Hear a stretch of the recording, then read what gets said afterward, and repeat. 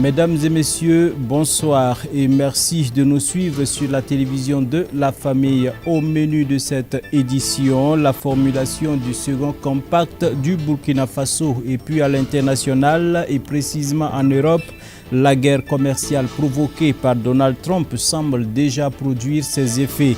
Encore une fois, bonsoir et merci d'être des nôtres. Comme annoncé en titre, le processus d'élaboration du second compact suit son cours au Burkina Faso. L'unité de la coordination et de la formulation du second compact du Burkina éclaire bien sûr les journalistes au cours d'une conférence sur l'avancement des travaux. Odette Zouanguena et Samuel Ouangré y étaient et voici leur compte-rendu. Pour plus de visibilité et une connaissance accrue de l'opinion publique sur la formulation du second compact et présenter par la même occasion les résultats à mi-parcours afin de susciter l'intérêt des populations et accroître leur mobilisation, l'UCF au Burkina, l'unité de coordination de la formulation du second compact du Burkina, a initié cette rencontre avec les hommes des médias. La mission de l'UCF est de conduire le processus de formulation du second compact conformément aux priorités du Plan national de développement économique et social PNDS et aux procédures du MCC.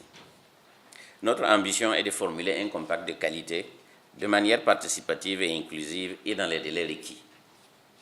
Le processus de formulation est bien planifié selon les règles du partenaire, le MCC, et comprend 4 principales phases. Composé d'une équipe technique de 9 personnes, l'UCF au Burkina est à pied d'œuvre avec le gouvernement américain pour l'accélération du processus d'élaboration du second compact qui est aujourd'hui à sa phase 4, phase d'étude de faisabilité des 3 projets retenus que sont le renforcement de l'efficacité dans le domaine de l'électricité, l'accroissement de l'offre d'électricité moins coûteuse et projet réseau et accès à l'électricité dont la finalité est prévue pour septembre 2019. Le coût de réalisation des 10 projets s'élève à 489,1 milliards de francs CFA. Ce second compact qui prend en compte l'ensemble des populations burkinabées touche spécifiquement les femmes et le milieu rural. Une équipe américaine est attendue les jours prochains à Ouagadougou pour le développement du programme consacré aux études de rentabilité des propositions de projets soumis au MCC et leur impact environnemental et social. Améliorer l'accès à une électricité suffisante, de qualité et moins coûteuse au bénéfice des entreprises et des ménages burkinabés est le grand défi que le gouvernement burkinabé et américain attendent concrétiser au pays des hommes intègres. 17 réformes indispensables pour redynamiser le sport et les loisirs au Burkina Faso. C'est ce qui ressort du séminaire national sur le développement du sport et des loisirs auquel Odette Zouanguena et Samuel Ouangré ont pris part pour nous. Le séminaire national sur le développement du sport et des loisirs aura tenu toutes ses promesses. 17 réformes et une quarantaine de recommandations ont été arrêtées à l'unanimité par l'ensemble des 400 participants qui ont pris part. Ainsi, la mise en œuvre des différentes conclusions devait permettre au sport et aux loisirs de contribuer à hauteur de 10% à l'essor de l'économie nationale. Nous, au gouvernement, donner des instructions, mais si ces idées ne sont pas partagées par l'ensemble des acteurs de la chaîne, ça ne sera pas efficace. L'avantage de ce séminaire, justement, c'était de permettre à tous les acteurs de pouvoir se rassembler, pour échanger, se donner des idées, pour faire en sorte que cet objectif-là soit atteint. Et nous espérons qu'en tout cas, ça va motiver davantage de jeunes burkinabés à se donner au sport. Nous espérons également que ça va motiver davantage tous les acteurs, toutes les fédérations à se donner la main pour travailler à opérationnaliser la politique nationale du sport au Burkina Faso. Ça a été l'occasion pour nous de lancer notre concept de la relève, qui consiste à retourner à la base et à développer la pratique du sport et des loisirs en ciblant donc les petites catégories, c'est-à-dire les minimes. Ainsi donc, nous allons faire des 13 régions du Burkina Faso des pôles de croissance de sport et de loisirs en créant donc des centres de formation. Ces centres de formation vont accueillir donc des enfants et ces enfants vont bénéficier donc d'un encadrement, d'une formation et d'un suivi des cadres que nous allons affecter et des cadres qui, en collaboration avec toutes les fédérations, c'est-à-dire les ligues et les districts, vont administrer une formation pour permettre à ces enfants de développer leur talent. À travers la relève, toutes les populations des différentes régions vont justement s'aligner derrière les centres de formation pour supporter. Et pour supporter, il faut se vêtir donc aux couleurs de la région. À travers également la promotion, la vulgarisation du sport pour tous, nous appelons chaque Burkinabé justement à pratiquer le sport selon son âge, selon sa catégorie, selon sa taille. Présent, les gouverneurs des 13 régions ont procédé au tirage au sort des différentes couleurs. Désormais, la région du centre a la couleur jaune, la boucle du Mouhoun le vert clair, le centre est le bleu, le centre nord le vert olive, le centre ouest l'orange ou encore le Sahel le vert. Le chef du gouvernement a été fortement ovationné par l'ensemble des participants qui ont bon espoir que les conclusions ne dormiront pas dans les tiroirs. La fenêtre internationale de cette édition et nous faisons un tour d'horizon qui nous conduira en Grèce, en Algérie et en Europe où la guerre commerciale provoquée par Donald Trump semble déjà produire ses effets.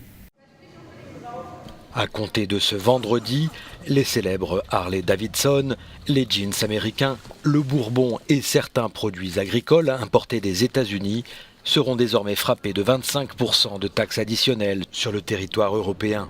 Ces mesures de rétorsion entrent en vigueur un peu plus tôt que prévu après l'annonce de Donald Trump de surtaxer l'acier et l'aluminium européen exportés aux États-Unis.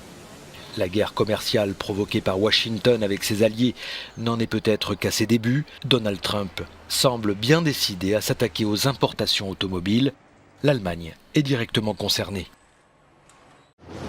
La crise grecque s'achève ici cette nuit, tels sont les mots du commissaire aux affaires économiques Pierre Moscovici. Les ministres des Finances de la zone euro se sont mis d'accord sur un vaste accord mettant fin, selon eux, à 8 années de crise, d'austérité et de plan de sauvetage pour la Grèce. Le 20 août, Athènes ne sera plus sous la tutelle de ses créanciers, la zone euro et le FMI. Avec toutes ces mesures, nous pouvons affirmer, au vu de nos analyses, que la dette grecque est désormais soutenable. Nous réaffirmons notre engagement pour soutenir la Grèce et les Grecs dans les efforts qu'ils accomplissent, afin de rester sur la voie d'une croissance durable. Des efforts, les Grecs en ont consenti, contraints par leurs créanciers de mettre en œuvre des réformes souvent douloureuses. Conséquence de l'austérité, les retraités ont vu leur pension rabotée de plus de 40%, un tiers de la population vit désormais sous le seuil de pauvreté et le taux de suicide a augmenté de plus de 35%. C'est la fin d'un suspense long de plusieurs mois.